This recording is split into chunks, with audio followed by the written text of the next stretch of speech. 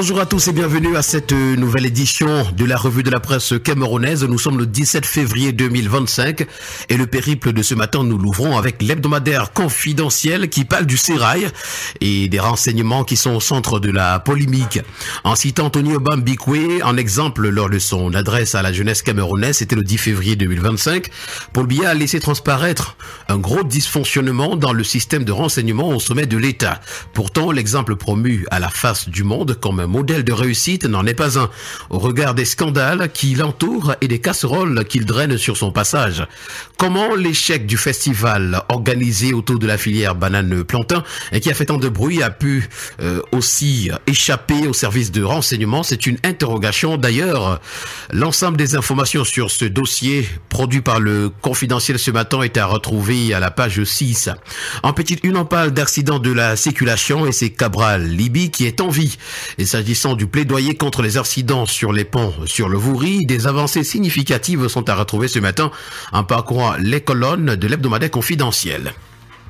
Le quotidien Mutation nous téléporte à Kousséri ce matin en nous présentant des scènes de chaos de ce côté-là.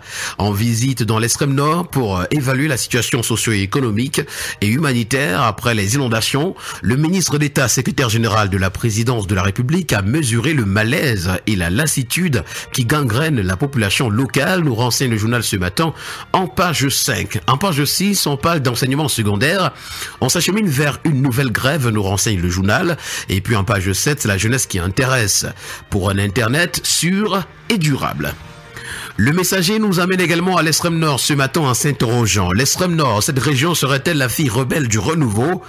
Un faisceau de faits montre que dans la région la plus septentrionale du pays, la population est en pleine émancipation et donne des allures d'une rupture avec le pouvoir de Yaoundé, nous renseigne le journal. Et puis en page 4, on parle de la Sosucam et de ces plantations-là qui cherchent les ouvriers. Plus d'une semaine après le débrayage des coupeurs de canne, la situation est loin d'être revenue à la normale, nous renseigne le journal. Nous restons dans l'extrême nord ce matin avec cette visite dans le Logon Echari présenté à la grande une du quotidien Vers Émergence. C'est Ngongo qui a eu très chaud de ce côté-là. La descente du SGPR dans ce département de l'extrême nord s'est transformée en cauchemar, nous renseigne le journal. Toujours dans les colonnes du quotidien Vers Émergence ce matin, on parle de blocage de la phase 2 de l'autoroute Yaoundé-Douala, le déminage de Emmanuel Nganou Messi nous a présenté ce matin en page 3. Mindef également a retrouvé Joseph Betiasomo, visite le laboratoire des langues de l'armée, gendarmerie nationale. Les officiers du 3e SCU reçoivent leur parchemin. Et puis absentéisme, près de 300 fonctionnaires révoqués de la fonction publique. Nous restons avec Ferdinand Ngongo ce matin, à retrouver également à la grande une du quotidien bleu d'Amanmana le jour. La visite catastrophe à l'extrême nord nous est également présentée. L'essentiel de l'information est à retrouver en page 3. Emmanuel Noubissi Nyankan ce matin en petite une, l'incertitude, péril sur l'économie camerounaise. Et puis cybersécurité, 333 930 attaques en 2024. Le journal parle également de corruption, le Cameroun toujours parmi les champions. Le quotidien à Capitaux Public Cameroun Tribune, pour sa part ce matin, parle d'infrastructures, sécurité, gestion des catastrophes et bien d'autres. Les doléances de l'extrême nord nous sont présentées ce matin à la grande une.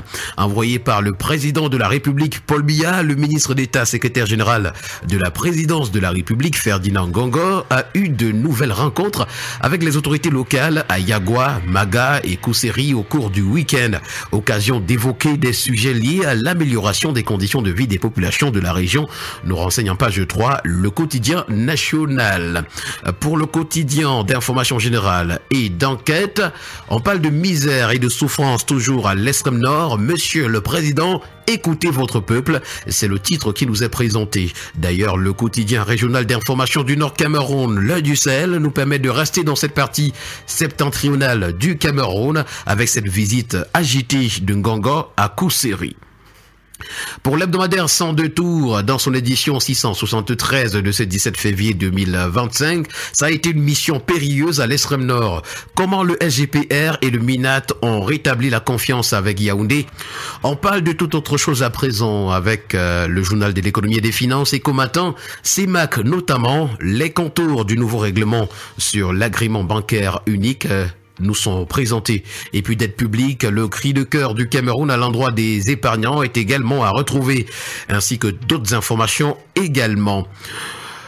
Pour le tri hebdomadaire, l'étudiant ce matin, on parle de recrutement dans les universités d'État. C'est la session de rattrapage qui est à retrouver ce matin sur hautes instructions du président de la République. Le premier ministre, chef du gouvernement, Joseph John Ngouti, a annoncé l'ouverture de 150 nouveaux postes d'enseignants dans les universités de Bertois, Ebolova et Garoua. Ce recrutement, il faut le rappeler, arrive dans un contexte où les recalés de la dernière session menacent de marcher sur la capitale pour revendiquer une liste additive. En savoir davantage, c'est lié la page 3 du tri hebdomadaire l'étudiant. Avec le tri hebdomadaire le soir, ce matin, on parle de l'affaire MTN contre Baba Danpulo et c'est Donald Trump qui confirme la xénophobie d'État en Afrique du Sud. L'Afrique du Sud confisque des terres et traite très mal certaines catégories de personnes, a écrit le président Trump sur son compte Truth Social. C'est à retrouver en page 3. Le journal parle également ce matin de la 45e session de l'Assemblée générale de l'AEA. Dr Blaise Moussa propulse la Camwater et le Cameroun au sommet de l'Association africaine de l'eau et de l'assainissement, nous renseigne en page 5, le tri hebdomadaire le soir. Avec Investic Info ce matin, on parle de dépotage des produits pétroliers. C'est la SCDP qui est pour un renforcement des capacités. Le premier News Magazine camerounais Défi Actuel, dans sa parution de ce matin, donne la parole à Louis-Paul Motazé, ministre des Finances, qui dit 380 milliards de francs CFA, c'est la somme qu'il faut pour achever les projets d'infrastructure. Le 13 février 2025, lors de la présentation du programme de financement de l'État pour l'exercice 2025, il a dévoilé les grandes orientations économiques visant à renforcer la résilience et la prospérité du Cameroun. Il a réaffirmé l'engagement du gouvernement à financer des projets structurants tout en maintenant une trajectoire budgétaire saine et durable, nous renseigne le journal ce matin à sa page 3. On reparle de Blaise Moussa ce matin avec le quotidien Le Citoyen. Il a été élu président de l'AEA. Le docteur Blaise Moussa, directeur général de Camwater, a été fait président de l'Association africaine de l'eau et de l'assainissement. C'était hier à Kampala, en Ouganda. Un autre quotidien qui nous permet de poursuivre ce périple ce matin, c'est Econews qui parle de l'autoroute Yaoundé-Douala dans sa phase 2 et c'est le ministre des Travaux publics qui double la mise pour calmer les riverains en colère. Titre public camerounais également à retrouver, le ministre des Finances trace la voie d'un financement innovant en 2025.